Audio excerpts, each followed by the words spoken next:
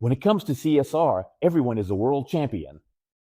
Everyone talks about what they're doing well, and each one is necessarily doing something better than their competitor, at least because they're doing it differently. In short, for years, reading companies' annual reports suggests that we only have world champions.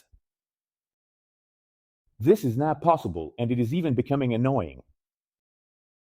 So, by imposing a structured and standardized framework, the CSRD had the virtue of initiating a dynamic allowing transparency and comparability of the environmental, social, and societal performances of companies, at least within the same industry.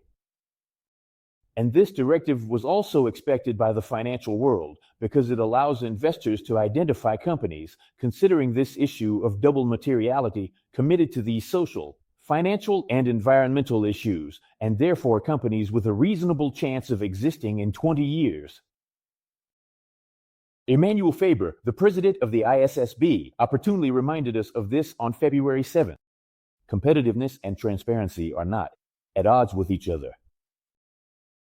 But the European Commission could issue an unfortunate decision. On February 26th, as part of an omnibus directive significantly easing the requirements placed on companies. And this possible relaxation responds to the concerns of certain actors regarding the complexity and cost of the current provisions. It also reflects a political desire not to hamper the competitiveness of European companies in a somewhat tense economic context. But at a time when climate change and social inequality are emerging as major challenges, at a time when the Trump-Musk duo is seeking to push the US backwards on this issue. Against all logic, Europe can't afford to send a signal of leniency when it comes to corporate responsibility. The credibility of the European Green Deal rests largely on the ability of economic players to measure and report on their impact. More lax regulation on CSRD would then compromise the ambitious carbon neutrality objectives and social justice that the Union has set. And then, this unfortunate perspective would raise a fundamental question about the credibility of the commitments made by the European Union regarding sustainability. Europe now has the opportunity to establish itself as the world's beacon of sustainability as China accelerates and resistance is organized in the United States.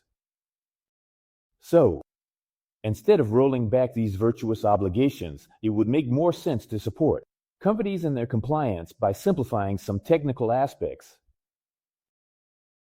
And if we look at our companies in Europe, many of them have been doing amazing things for a long time, especially in the key area of ESG. So, to sabotage the CSRD on February 26th would essentially be giving a nice little bonus, at least a good one, and creating regulatory instability. Harmful to companies that have made sustainability a strategic focus of their development. So, let's simplify things, but let's not give in to regressive populists.